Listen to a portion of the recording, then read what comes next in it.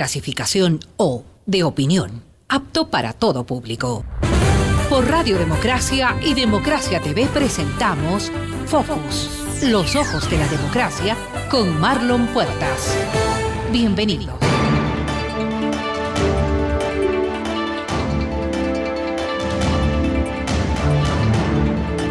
Estimada audiencia, bienvenidos a un nuevo programa de Focus en Democracia. Hoy es martes 13, día supuestamente de mala suerte, pero en realidad aquí tenemos la buena suerte de contar con una invitada especial.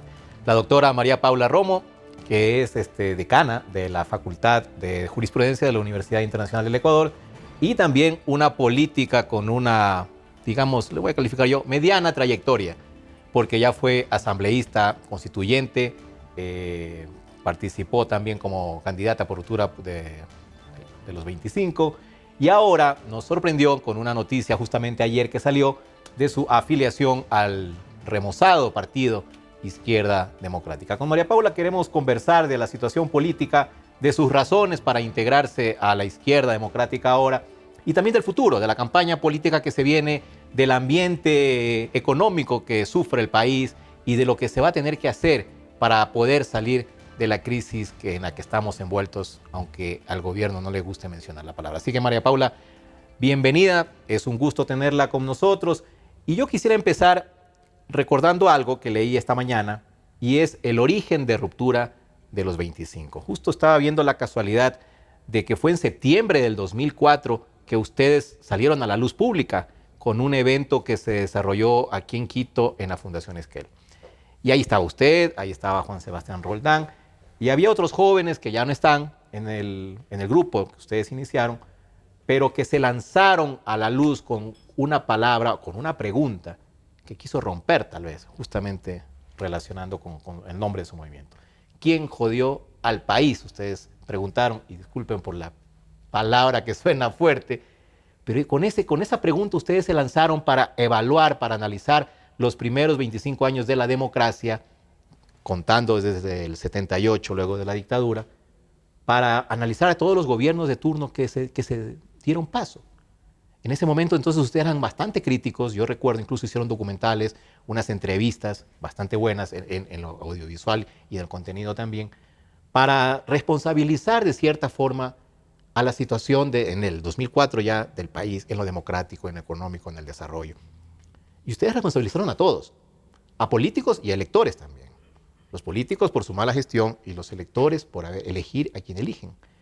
12 años después, 12 años han pasado, María Paula, ustedes ya se metieron a la arena política, ya intervinieron, formaron parte, incluso de este gobierno, y ahora ustedes también podrían estar en la lista de los que jodieron al país. Pregunto. Claro que sí, Marlon. Buenas tardes. Muchas gracias por la invitación. En efecto, la ruptura nació así. Ese no era nuestro nombre, era el nombre del primer evento público que hicimos. En el año 2004, a propósito de que se cumplían 25 años de democracia en el país, y nosotros nos proponíamos unas preguntas, no solamente sobre lo político, sino sobre qué había hecho la democracia en el país, sobre si la democracia servía para vivir mejor, para que las personas tengan unas condiciones de vida distintas a las que tenían 25 años antes en el retorno, en esta tercera ola democrática en América Latina. Y la verdad es que hicimos dos preguntas. Una fue más famosa que la otra, pero la una era esta, ¿no? Era una pregunta que decía ¿quién jodió al país? Y la otra era ¿y tú qué harías para cambiar al Ecuador? Porque en esta dinámica de responsabilizar y responsabilizarnos, porque es cierto, es decir, hay una responsabilidad compartida entre nuestros representantes y los representados, y el ciudadano que no se involucra. Era un momento de mucha apatía frente a la política, de una grave crisis de los partidos políticos tradicionales, de la representación política. Era el momento del que se vayan todos en otros países, y aquí lo fue un poco después. Y nosotros decíamos, bueno, pero ¿y si se van todos, quién queda? Porque finalmente, si es que uno no interviene en la política, alguien más toma decisiones a tu nombre, toma decisiones por tu vida. Y eso es lo que nos preocupaba a nosotros. A esa edad teníamos básicamente la misma edad que la democracia, con un grupo de compañeros y de compañeras, algunos que efectivamente ya no están, que han tomado caminos diferentes, algunos no han tomado caminos políticos también, y otros que sí están, que sí estamos. Porque parte de esa pregunta era también decir, bueno, y frente a una realidad que no nos gusta, ¿qué tanto estamos dispuestos a involucrarnos? Yo bromeo siempre con algo. Yo digo, para mí, ser político debe ser lo más parecido a ser jugador de fútbol, ¿no? Porque todo el mundo sabe qué es lo que tienes que hacer, todo el mundo te dice, no, pero ¿por qué no tapó? ¿Pero por qué no hizo esto? ¿Pero por qué no se fue por la derecha? Pero pocos saltan a la cancha. Pero otra cosa es meterse a la cancha y habría que ver qué pasa cuando ya alguien está ahí adentro. Y nosotros siempre estuvimos dispuestos a estar en la cancha. En un momento de gran descrédito de la política nos decían, entonces ustedes son un grupo ciudadano. Y decíamos, no, somos un grupo político, porque sí nos interesa hacer política, construir partidos políticos, proponer alternativas, discutir ideas, y eso es lo que seguimos haciendo. Claro que 14 años después tenemos que asumir también las responsabilidades de nuestras decisiones. 14 años después, nosotros no entramos a la cancha de la política como espectadores, entramos como actores, actores que ya tenemos aciertos y errores en nuestra cuenta, porque a pesar de que no tenemos pues una edad tan avanzada, lo que sí tenemos ya son años de haber participado en tomar decisiones. Experiencia y algunas malas experiencias además. Por supuesto, tenemos buenas, tenemos malas, tenemos muchos aprendizajes y hay una cosa que seguimos creyendo, que hay que entrar en la cancha, que no se puede quedar uno de espectador, que en momentos difíciles para el país no podemos conformarnos señalando para otro lado. Y nosotros estamos dispuestos a hacer una lista de nuestros aciertos y de nuestros errores y a usar nuestra experiencia en algo que sabemos hacer y que creemos que es importante. Y en este momento creemos, para pasar a la siguiente pregunta o a la primera pregunta, en este momento creemos que es importante para el país tener una alternativa, una plataforma política progresista. Sentimos que de alguna manera pretenden obligarnos a escoger. Si usted no está con el gobierno, está con la derecha.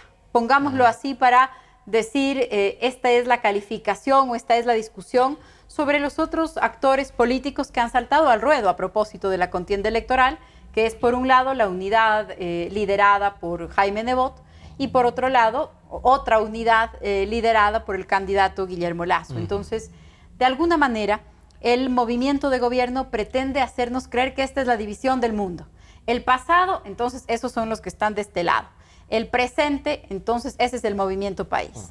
La izquierda, el progresismo es el movimiento de gobierno y el resto es la derecha. Nosotros nos negamos a aceptar una lectura así del mundo. Hay una diversidad política, habemos muchas personas, no políticos, políticos y ciudadanos que creemos en la democracia, en el progresismo, en la justicia, en la igualdad y que no estamos dispuestos a asimilarla con la corrupción y el autoritarismo que sí caracteriza hoy al gobierno. Se me adelantó un poco, María Paula, ya en el escenario político actual, porque yo primero quería conversar más bien de la experiencia y la trayectoria que tuvo el movimiento político, que llegó incluso a ser calificado por el Consejo Electoral, ruptura de los 25, que terminaron siendo aliados del gobierno de Rafael Correa, formaron parte en la mayoría que hubo en las asambleas distintas, con sus votos, y terminó la cosa muy mal.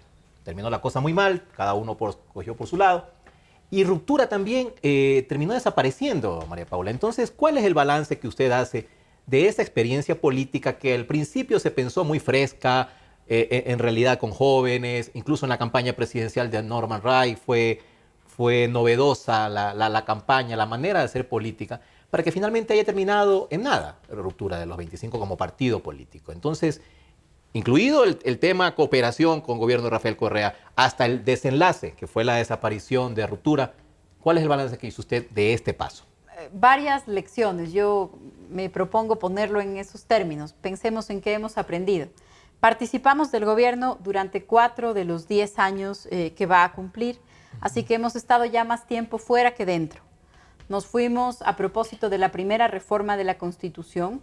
Nosotros no abandonamos el gobierno cuando empezó la crisis económica, nosotros no abandonamos el gobierno en un momento de descenso en la popularidad del presidente Correa. Nos fuimos cuando el gobierno del presidente Correa tenía 85% de popularidad y la consulta popular para tomarse la justicia tenía 72% de aprobación. Pero precisamente por la trayectoria, por el propio nacimiento de la ruptura, que una de nuestras grandes críticas al sistema político fue el tema de la independencia de poderes, de la justicia como un botín político, de la falta de institucionalidad republicana, democrática. para nosotros era muy grave decir, esto estaba malo cuando lo hacían los otros, pero ahora que lo vamos a hacer nosotros, entonces sí se lo puede aceptar.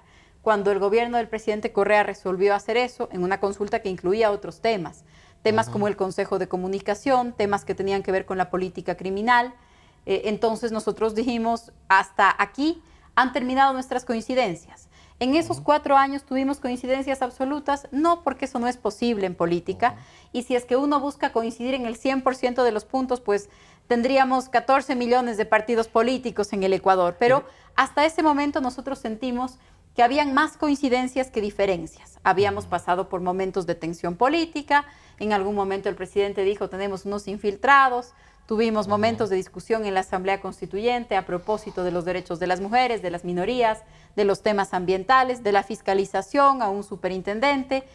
Años después tuvimos un momento muy tenso con el presidente Correa a propósito del juicio político al entonces fiscal Washington Pesantes, pero esas discusiones políticas para nosotros hacían parte de la dinámica normal. Si estamos en la Asamblea, no es que somos compañeros de la política, somos compañeros, por supuesto, pero también somos representantes y encargados de una de las tareas, por ejemplo, la de fiscalizar. Entonces, para nosotros llegó un momento de quiebre cuando las diferencias superaron a las coincidencias, cuando sentimos que el giro autoritario del gobierno era imposible ya de detener, y nosotros dimos un paso atrás. Quienes estaban ocupando cargos en el gobierno renunciaron, quienes teníamos cargos de elección popular permanecimos en nuestros cargos fuera de las bancadas oficiales, y luego hicimos un esfuerzo muy importante para calificarnos como movimiento político. Participamos en unas elecciones con una campaña que fue una campaña muy linda, y que creo que fue una campaña, y empiezo por las elecciones,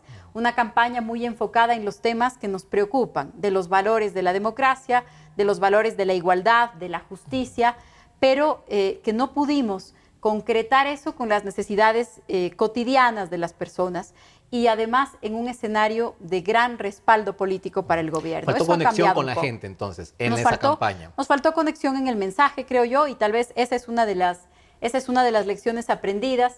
Hicimos una campaña que estuvo más concentrada en los temas de ideas, de ideales, y que le faltó un poco de aterrizaje en el mensaje. Yo creo que esa es una lección.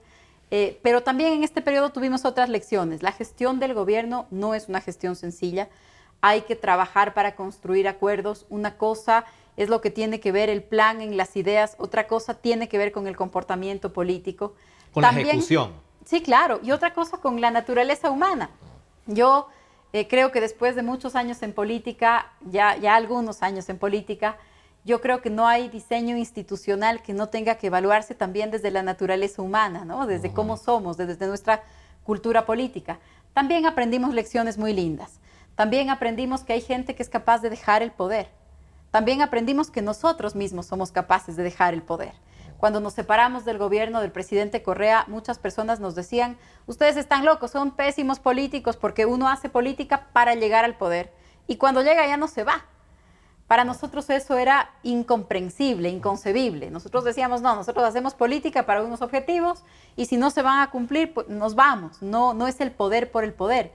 Muchas personas no entendieron eso, algunos compañeros nuestros no coincidieron con eso en ese momento y permanecieron en el gobierno, pero también muchas otras personas fuimos capaces de decir, ahí está el poder, si no sirve para los objetivos que nos planteamos, no lo queremos. Y esta también ha sido una linda lección en este periodo. María Paula, usted ha dicho hace un momento que cuando Correa radicalizó su giro autoritario, fue que ustedes también dieron un paso al costado.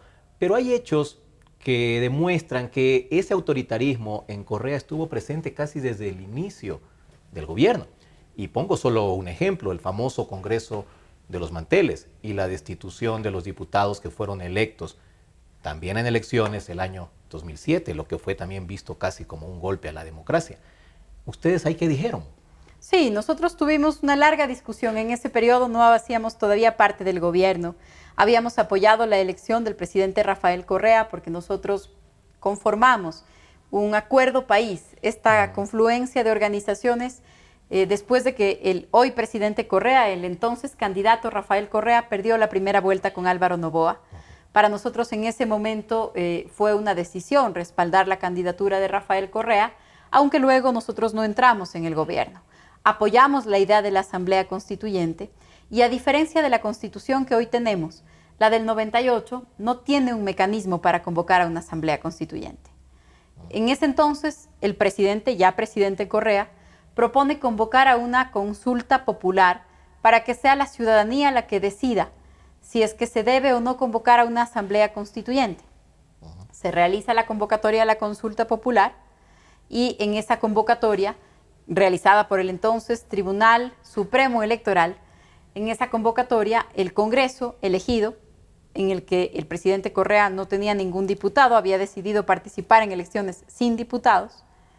En ese momento el Congreso dice, para detener la consulta popular, vamos a destituir al Tribunal Contencioso Electoral. Creo que es bueno hacer la historia un poco, porque de lo contrario parecería que un día Correa disolvió el Congreso. Y lo que hizo fue convocar a una consulta popular, el Congreso trató de obstaculizarla, el Tribunal Contencioso Electoral destituyó al Congreso basándose en una norma que en periodo electoral le permitía destituir funcionarios que obstaculizaban las elecciones. Ahí hay una larga discusión, jurídicamente, usted que es abogada, María Paula, ¿era en efecto legal todo lo que hicieron al destituir a 57 diputados que no querían la consulta? Bueno, ¿No fue un golpe a la democracia? Yo creo que era un golpe a la democracia detener la consulta. Creo que los diputados abusaron de su condición al tratar de detener la consulta en lugar de participar en algo que la opción era preguntarle al pueblo. Es que preguntémonos nosotros mismos, esos mismos diputados. Hace un año, cuando el gobierno pasaba las enmiendas a través del Congreso, ¿qué decíamos? Consulten al pueblo. Consulten las enmiendas al pueblo. Sí, pero consulten la reelección indefinida. De querer o no querer una consulta. Exactamente. Pero una libre, cosa... Y no por eso tienen que echarlo de su cargo. Una cosa es ser libre de querer, porque uno puede decir, yo en el fondo de mi corazón quiero la consulta. Otra cosa es decir, a través de mi poder en el Estado, yo impido la consulta destituyendo un órgano de poder. Se produjo algo que en esa época era usual.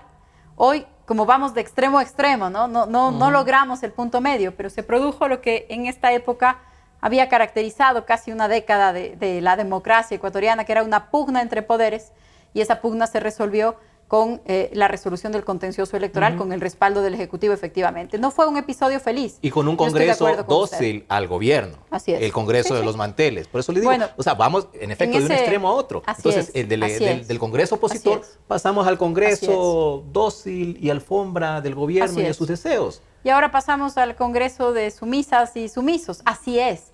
Es esto lo que tenemos que hacer. Pero por lo menos fueron electos, por lo menos. Los de los manteles no fueron electos. Así es. No, y yo entonces, no creo que en eso es lo que yo cuestiono ahora, el golpe a la democracia que hubo y el gesto autoritario de parte del presidente Correa, que según ve usted estaba casi de acuerdo. No fue la mejor resolución, no fue la mejor resolución y sin embargo terminó decidiéndose la Asamblea Constituyente a través de una consulta popular. No la decidió el entonces ya presidente Correa, no la decidió el Tribunal Contencioso Electoral y tampoco la decidió el Congreso de los Manteles.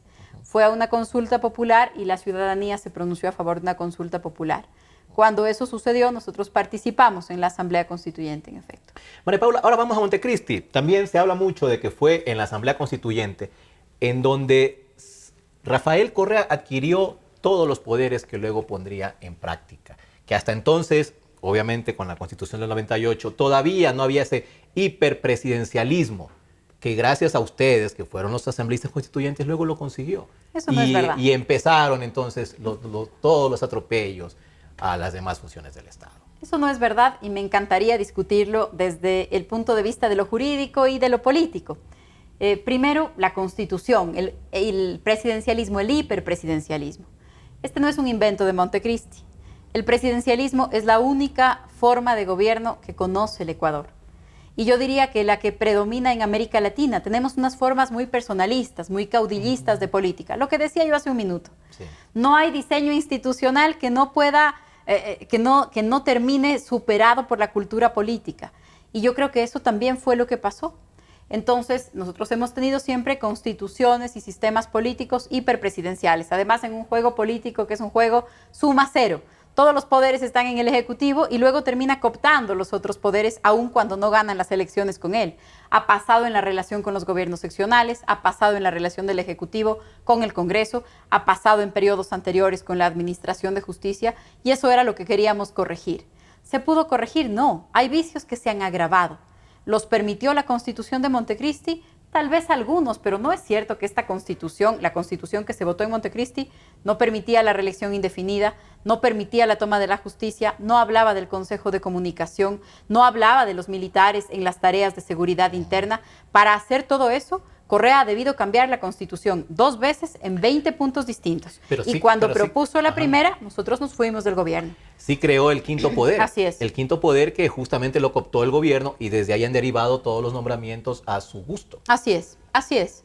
Y efectivamente ¿No pensaron ustedes en eso? Sí, y lo discutimos mucho. Pero yo le hago una pregunta, Marlon. Y yo sé que estoy aquí yo la que contesta y usted el que pregunta, pero yo le hago una pregunta. Si hubiéramos mantenido la dinámica de que el Congreso nombra los órganos de control. Ojo, yo creo que hay que desaparecer la quinta función. Creo que ha sido hoy, yo ahora estoy sí lo considera un de error. Eso. Hoy considero que hay que desaparecerla, pero permítame hacerle la pregunta. Hágala. Si no se hubiera creado el quinto poder, pero el Congreso decidía los órganos de control, el contralor, el procurador, el fiscal, que era lo habitual. Estábamos totalmente bloqueados, llevábamos muchos años sin que el Congreso lo haga. Pero supongamos que se hubiera mantenido ese diseño. El presidente Correa habría tenido en la Asamblea Nacional en ambos periodos por sí solo la mayoría para nombrarlos. El presidente Correa con 80 diputados, ¿usted cree que el resultado habría sido distinto que el que han creado los órganos del quinto poder? Bueno, pero la solución se suponía que iba a ser algo distinto. De acuerdo, pero entonces... En este caso, participación ciudadana, se atrevieron a ponerle el nombre y resultó terrible. Una burla. Pero si no lo hubiéramos tenido y Correa tenía 80 diputados, esos 80 diputados de todas maneras nombraban al fiscal que hoy tenemos, al contencioso electoral que hoy tenemos, al Consejo Nacional Electoral que hoy tenemos. Con esto no estoy tratando de decir que el diseño del Consejo de Participación Ciudadana es una maravilla, sino que cuando nos faltan equilibrios y contrapesos, termina cediendo la parte más débil finalmente. Y creo que en el Consejo de Participación Ciudadana lo más grave que nos ha pasado, aún si es que el resultado fuera el mismo, si lo decidía el Congreso, pero lo más grave que nos ha pasado es que todo esto se haga sin responsabilidad política.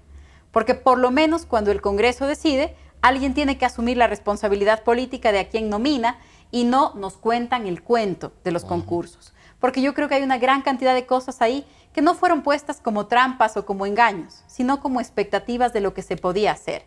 El tema ambiental, el tema de los derechos de la naturaleza, la protección a los pueblos en aislamiento voluntario, eso no era un engaño, no era una trampa, era un ideal, una utopía de un objetivo del país. Puro cuento, pues cuando la semana pasada sacan a pasear el primer barril de petróleo del ITT, del Yasuní, del ITT, que es porque las otras zonas ya tenían pozos, pero cuando sacan a pasear el barril de petróleo del ITT, uno dice puro cuento. Todos cuentos, los derechos de la naturaleza, la protección a los pueblos no contactados. Ahora, con la Constitución anterior, ¿el gobierno habría necesitado autorización del Congreso para explotar? No. Habría podido explotar sin autorización del Congreso. Ahora entonces, la Constitución de Montecristi le ponía un candado adicional a la explotación en zonas protegidas. Y de todas formas, ese candado no funcionó porque no funciona la democracia si no nos creemos el juego. Y si quienes van al Congreso van de obedientes, de súbditos, de sumisas y de sumisos del presidente, no importa lo que diga la Constitución, termina rompiendo el candado y ahí está, esta semana salió el primer barril del ITT, algo que tampoco la Constitución permitía. ¿Y no sería, María Paula, que en ese momento, estamos hablando del inicio prácticamente del correísmo, las intenciones eran esas, honestamente, de pronto de parte del presidente, del entonces vicepresidente, de hacerse los ambientalistas, los ecologistas, los que querían proteger en efecto la naturaleza? Primero porque además tenían plata. Era una época en la que ya se empezaba a subir el precio del petróleo y las finanzas públicas empezaron a subir sus cuentas. Entonces, a la final hubo la intención, pero luego la necesidad económica obligó a echar marcha atrás. Yo creo que tendríamos la necesidad de una varita mágica ya para adivinar lo que en el interior de cada uno pasaba hace 10 años. Pero me parece que hace 10 años también había un momento en el país. Hay un autor, un profesor de Derecho Constitucional, que parafrasea a Ortega y Gasset, que dice que los hijos son hijos de los tiempos y no hijos de los padres. Hay un profesor de Derecho Constitucional que dice las constituciones son hijas de sus tiempos, más que de sus autores. No trato de escapar de responsabilidad, más bien yo soy muy buena para asumir las responsabilidades, para conversar sobre los temas. Pero la Constitución de Montecristi se explica en un contexto. La Constitución de Montecristi se explica en un periodo en el Ecuador. La Constitución de Montecristi se explica en una década en que ningún gobierno terminó su periodo. La Constitución de Montecristi se explica en un momento en donde llevábamos 5 años sin fiscal, sin contralor, sin tribunal contencioso electoral. La Constitución de Montecristi se explica en un momento en donde los partidos políticos tradicionales habían perdido conexión con las agendas ciudadanas y de pronto la sociedad civil se tomó la política. Y no lo pregunto por usted, sino por el conjunto de la Asamblea. ¿Estuvieron al nivel de las circunstancias históricas quienes integraron esa Asamblea, María Paula? Es una difícil evaluación. Yo creo que en ese momento la fuerza del presidente Correa habría sido suficiente para escoger a lo mejor del país. Y creo que hubo un esfuerzo. Creo que hubo mucha gente en la Asamblea Constituyente que vino de estos sectores. No de los sectores que se hacían los ambientalistas o que se hacían los defensores de derechos humanos o que se hacían las defensoras de las mujeres.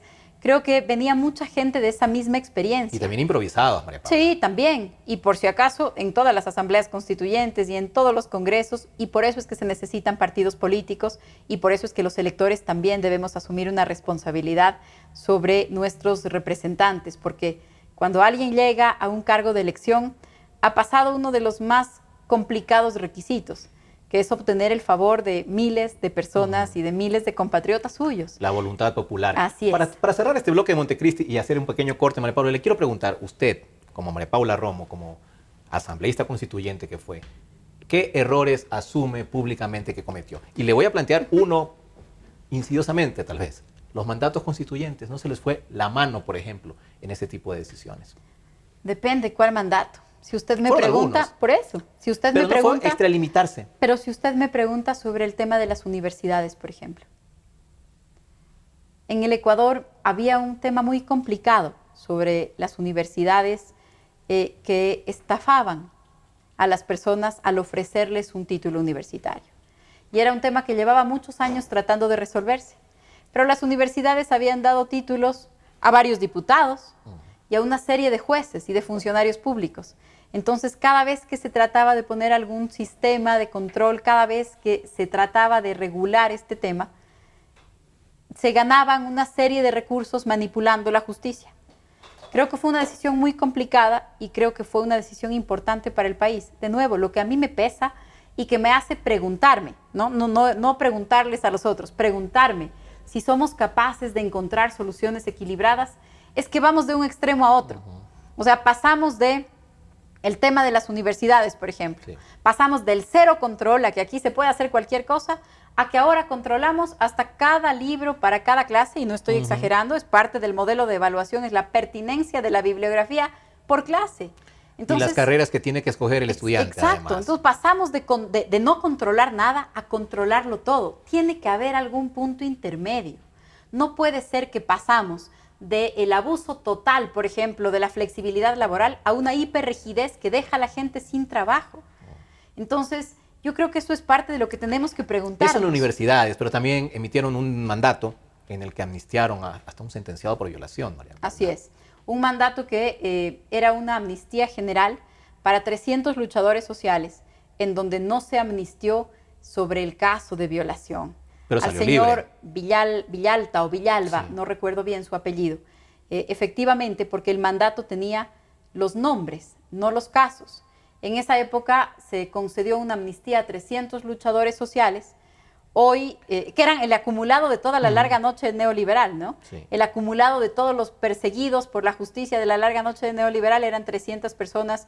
Hoy creo que el gobierno en los últimos 5 años ha triplicado ese número, así Sí. que ha batido. Al presidente le gusta poner las cosas en términos de ejemplo planetario. Ha sido un ejemplo Sí. planetario batiendo los récords de los gobiernos Pero anteriores. en el caso de este señor estaba sentenciado por violación, no por luchador social. Así es, y creo yo que fue una mala interpretación de los jueces que archivaron un juicio que no tenía que ver con la lucha social, cuando la amnistía lo que decía es exactamente para quienes estaban perseguidos por los temas sociales.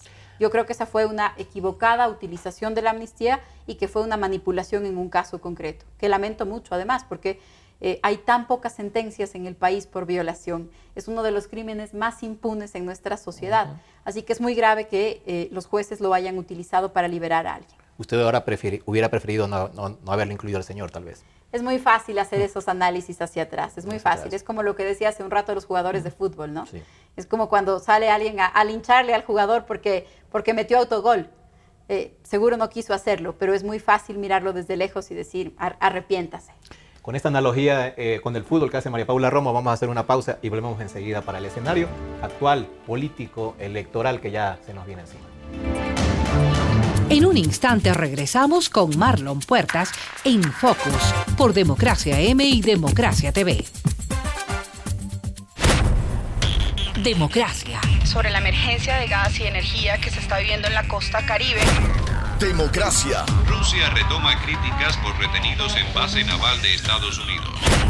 Democracia. Formulé el primer pedido histórico de perdón a las víctimas de las graves violaciones de los derechos humanos. Democracia. Solo noticias. Sentimos lo que la gente siente, amor, desamor, alegrías inmensas. Decimos lo que la gente quiere, pasión, discusión, democráticamente. Democracia, la radio de la gente. Democráticamente, la radio de la gente. Democracia, la radio de la gente. Democracia. Desde el Distrito Metropolitano de Quito, Cadena Democracia, la radio de la gente. Volvemos con Focus por Democracia M y Democracia TV.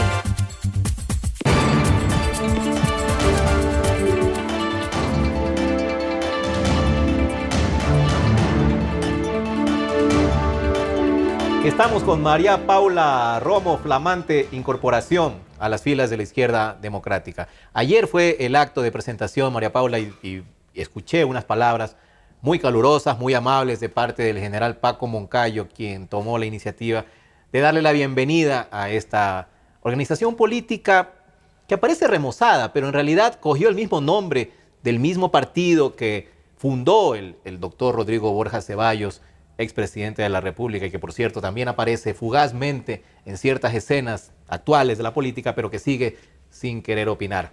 Pero de todas maneras está ahí como líder, como una especie de presidente vitalicio de la izquierda democrática. ¿Por qué la izquierda democrática y no otro tipo de partido, María Paula, para esta incursión nuevamente en la lid electoral, supongo?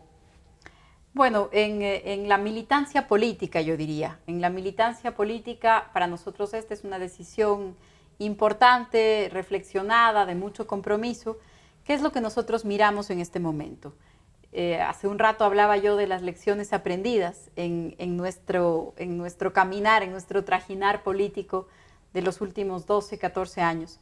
Y una de las lecciones que aprendimos es que desde el espacio de la ruptura, desde el movimiento que construimos por una década juntos, las fuerzas llegaban hasta ahí, hasta construir una organización política, trabajar sobre esos temas, pero que en un momento como este, en un momento político y electoral como este, en donde hay casi una lucha de titanes, ¿no? Porque hay grandes actores políticos y económicos en la discusión. Nosotros lo que también aprendimos es que hay que sumar esfuerzos, que no es posible seguir fragmentando y que hay que privilegiar las coincidencias. Entonces, luego de que fuimos ilegalmente eliminados del padrón electoral hace 3 años, creo que pasamos un año evaluando si es que creíamos que era importante volver a la participación de política electoral y desde hace algún tiempo discutiendo sobre esta idea, volver a inscribir un partido político o hacer un esfuerzo por una plataforma más amplia. O unirse con otro. Nos inclinamos por la segunda. En ese momento la izquierda democrática se encontraba iniciando ya su proceso de recolección de firmas, de reinscripción y efectivamente recogiendo tal vez una parte de ese legado de haber sido uno de los partidos fundadores del periodo democrático. Y para nosotros también una pregunta era, bueno, ¿qué nos diferencia, qué nos distancia en este nuevo momento de la izquierda democrática? Porque probablemente es el espacio, lo que pensábamos, probablemente, hoy le puedo decir seguramente, es el espacio para para sumar esos esfuerzos. Y ojalá la izquierda democrática pueda convertirse en la plataforma para que muchos otros sectores progresistas, para que muchos otros sectores democráticos se incorporen a ella. Y empezamos a conversar, a trabajar, apoyamos en el proceso de recolección de firmas. Lo hicimos con muy bajo perfil porque siempre había una preocupación sobre el tema de la inscripción, el Consejo Electoral, pero una vez que la izquierda democrática consiguió su registro, hace 3 semanas apenas, una vez que la izquierda democrática consiguió su registro, pues hicimos pública esa cercanía, materializamos nuestra incorporación a la izquierda democrática y esperamos colaborar para que se convierta en esa plataforma. ¿Por qué ahí y no en otro lugar? De alguna manera la pregunta es, ¿cuáles son los otros lugares? Porque hay un doble discurso también en el país, de decir, no se preocupen, hay 100 movimientos políticos y aquí todo el mundo puede participar. Bueno, progresista es Unidad Popular también. Al momento de contar los votos, entonces ya no hay espacio para 100 organizaciones, ni para 16, sino que es una fórmula que tiende a concentrar la representación, a distorsionar la representación. Hay una sobrerepresentación en la Asamblea Nacional ahora mismo. Entonces, para nosotros el espacio es el espacio de la centroizquierda. Y por eso, progresista es la Unidad Popular y es el Pachacutic, efectivamente. Y ojalá se puedan construir acuerdos con esas organizaciones porque creo que hay coincidencias. Pero en lo personal encuentro más coincidencias en la centroizquierda que en la izquierda. De todas maneras hay una discusión de una agenda, probablemente hay más puntos en común, ojalá que sí, porque me parece que lo ideal sería que podamos no solamente el aglutinar, el articularnos con las organizaciones que se autodefinen como de izquierda o progresistas, sino que sería muy importante que podamos representar a quienes no están principalmente preocupados por el tema ideológico. Yo creo que ese es uno de los grandes desafíos. Más que hacer un llamado a quien dice yo soy de izquierda o yo soy de derecha, creo que la pregunta es cómo somos capaces de representar las agendas de la política contemporánea. O sea, ¿quién discute sobre el futuro, sobre el agua, sobre el cambio climático, sobre si nos van a alcanzar los recursos para jubilarnos a nosotros o a nuestros papás o a nuestros abuelos que aún no están jubilados? Creo que hay una discusión que tiene que ver con la política de lo cotidiano, con el empleo, con quién paga las cuentas, sobre la política exterior que casi no se debate en la política ecuatoriana, se debate muy poco sobre la política exterior, sobre cómo vamos a incorporarnos al mundo globalizado.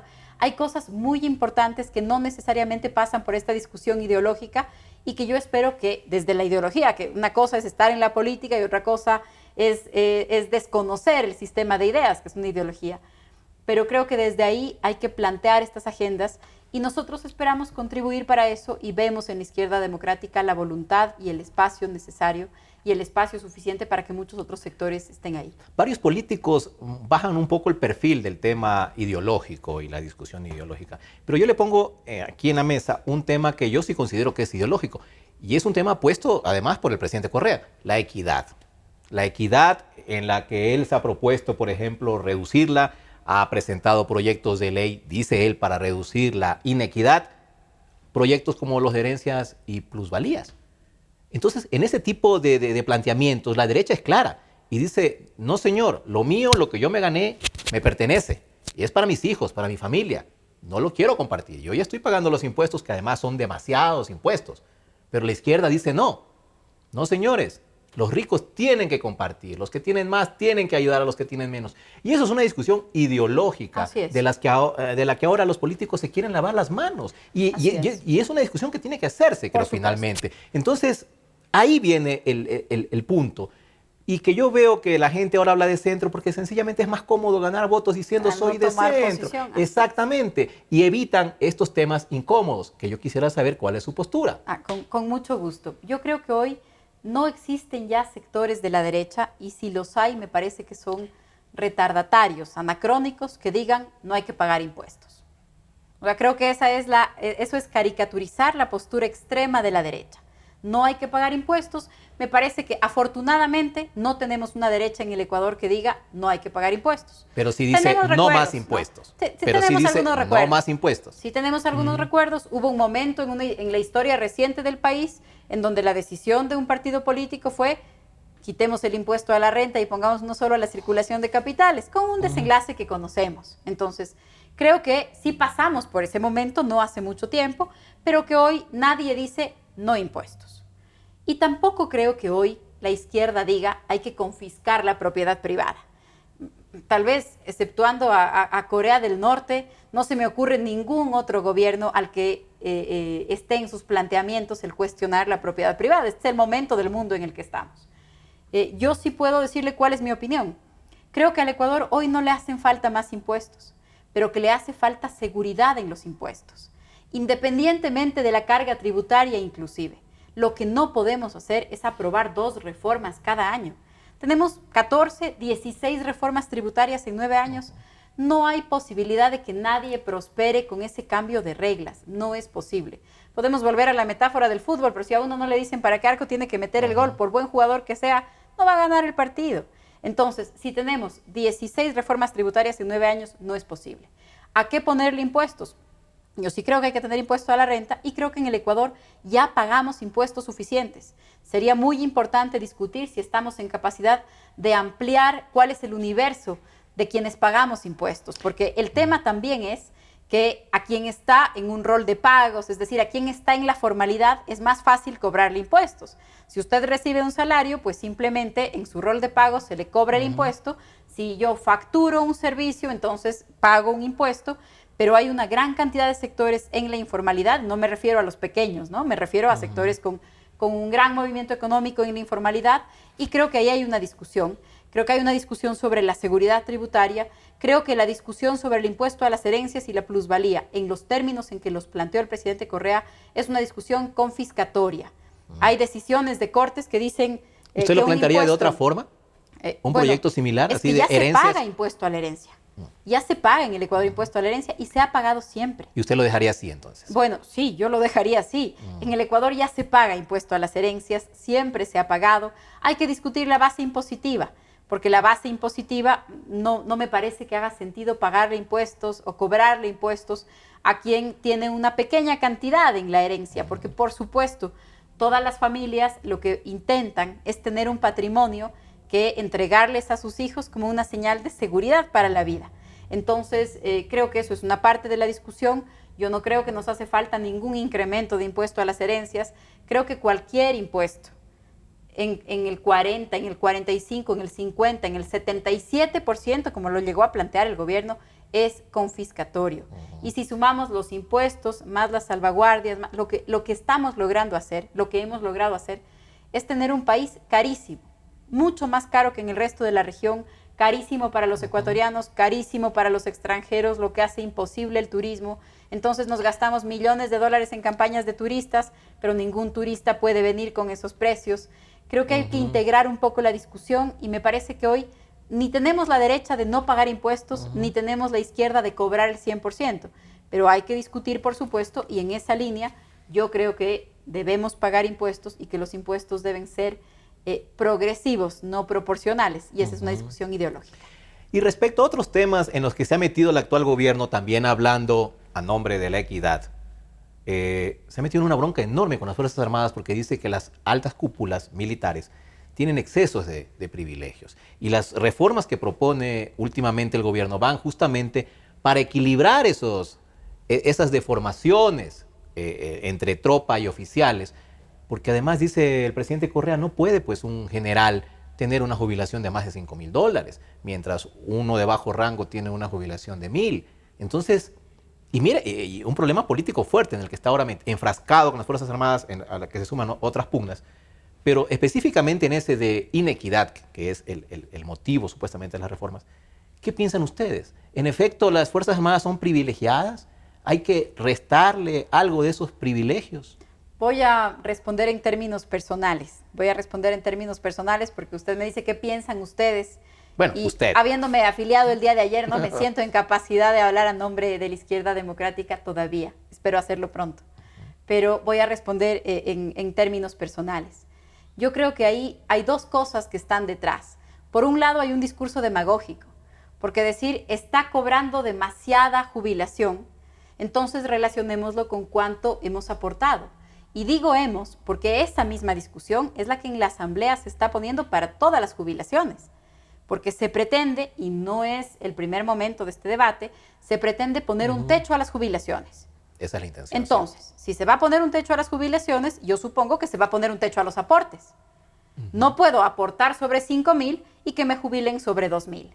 Si me van a jubilar sobre 2,000, de acuerdo, pero yo voy a aportar sobre 2,000. Lo que creo es que hay un discurso demagógico tratando de aprovecharse, de exacerbar la sensación de inequidad de quien sufre la inequidad.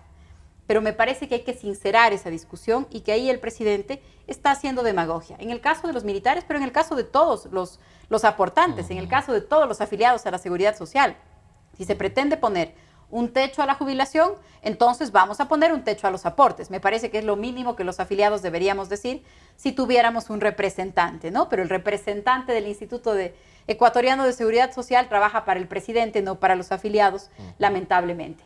Pero yo le decía, hay dos cosas en el tema de los militares, y me parece que la otra es que el presidente Correa ha caído en su propia trampa, porque este discurso también demagógico de que no hay jerarquías es muy fácil de mantener cuando dice vamos a discutir las literas en los cuarteles. Sí. Es un problema hasta financiero, práctico. La vajilla. La organización militar es una organización jerárquica. Es así y tiene que ser así. Tanto militares, Fuerzas Armadas como policías son organizaciones jerárquicas. Pero el presidente tiene una muy mala semana mordiéndose la lengua, porque a él ya le gustó la jerarquía, ahora que siente que a alguien le ha faltado al respeto. Entonces dice, no, sí hay jerarquía.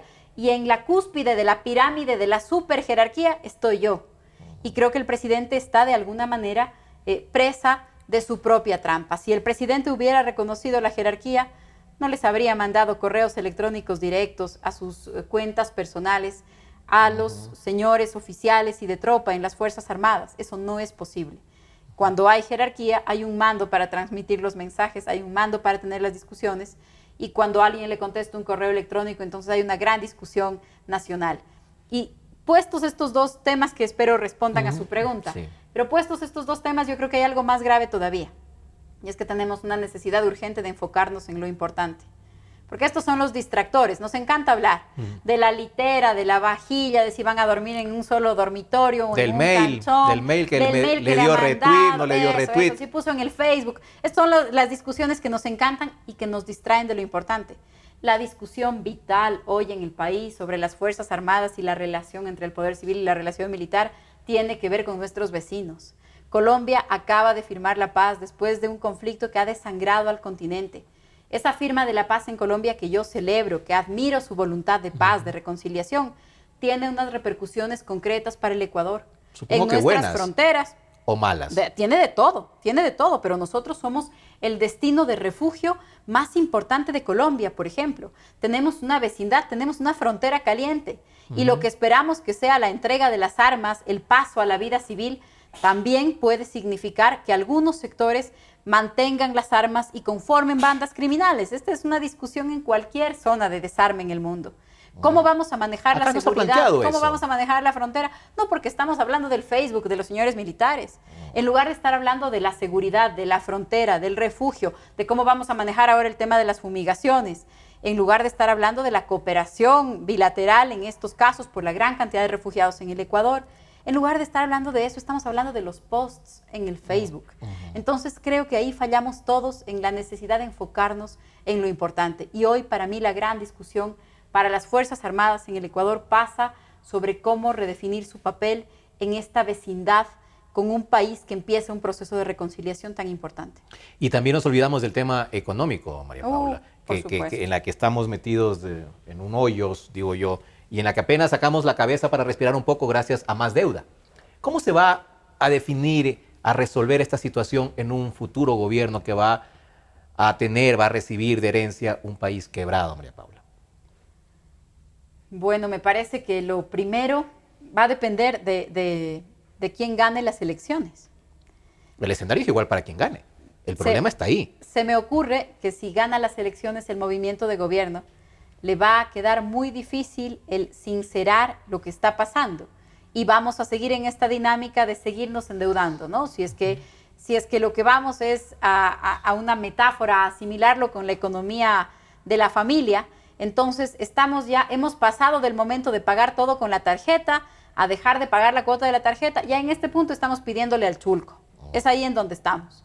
Y me parece que para el próximo gobierno, siempre que no sea un gobierno del movimiento país, para el próximo gobierno lo más urgente va a ser sincerar las cuentas, saber exactamente qué debemos, cuánto debemos, en qué condiciones, porque seguramente la deuda, por ejemplo, va a tener que ser refinanciada. Estamos pagando intereses altísimos a plazos muy cortos que en lo inmediato van a ser insostenibles. ¿Y si China no quiere, María Paula? Porque China es la que está cobrando los altos intereses. Y un refinanciamiento pasa por la aprobación de las dos partes. Así es, así es. Y si nuestros acreedores no quieren, si entonces... no quieren, mire que ya con Venezuela ya está pasando algo así. Así es. Ya no puede pagar Venezuela y China no le ha dicho en ningún momento, ¿saben qué? Les vamos a perdonar un poquito, le voy a bajar 1 o 2 puntos de interés. Así es, así es. Y si nuestros acreedores no quieren, hay que buscar fuentes de financiamiento que nos permitan reprogramar esa deuda. Y hemos vuelto a caer en el ciclo, otra vez, del que somos incapaces de salir. ¿Usted no le resentiría un acuerdo con el FMI, por ejemplo? No, yo no creo que hay que resentirse de eso, hay que resolver el problema. Así sea con el FMI. Hay que resolver el problema con quien nos dé los mejores intereses. Y si nos da los mejores intereses el FMI, entonces hay que ir por los mejores intereses y no pagarle el doble a la China solamente por el prurito de no hablar con ellos. Eso es pragmatismo. Eso es resolver los problemas, sí. Apagar el fuego. Eso es apagar el fuego y pensar en el futuro. Yo creo que eso es lo que nos hace falta. Y para eso hay que ganar las elecciones, María Paula. ¿Cuál es su plan? ¿Cuál, en lo personal? Usted se mete a la izquierda democrática seguramente para participar. Mi plan es apoyar a los candidatos que decida la izquierda democrática. Y la izquierda democrática decidirá sus candidatos en las próximas semanas, según lo ha anunciado su presidenta, la señora Vilma Andrade.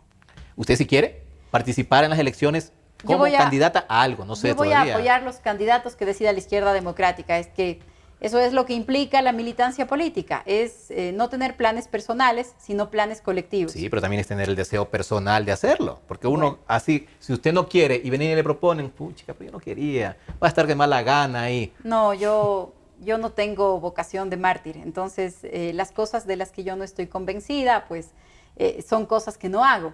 Yo estoy convencida de que la izquierda democrática va a tomar buenas decisiones respecto de los próximos candidatos y voy a apoyarlos. ¿La Asamblea Nacional le gusta nuevamente volver? Voy a apoyar a los candidatos que la izquierda democrática proponga. Y así evadiendo casi como torera. Respondiendo. Bueno, gracias, María Paula. Hemos terminado. Ha sido un diálogo bastante interesante. Muchísimas gracias. Y me queda nada más desearle suerte, si es que se lanza de nuevo a la arena electoral. Y si no me lanzo también. Mucha suerte a ustedes también con el programa. También. De todas maneras, como es una especie casi de ruleta las elecciones y el ejercicio democrático en Ecuador, uno no sabe qué va a pasar, pues una dosis de suerte no viene mal. No me viene mal. Mil gracias por el deseo. Así que gracias a ustedes también, amigos, por darnos su atención y volveremos con ustedes la próxima semana. Hasta entonces. Son las 2:30.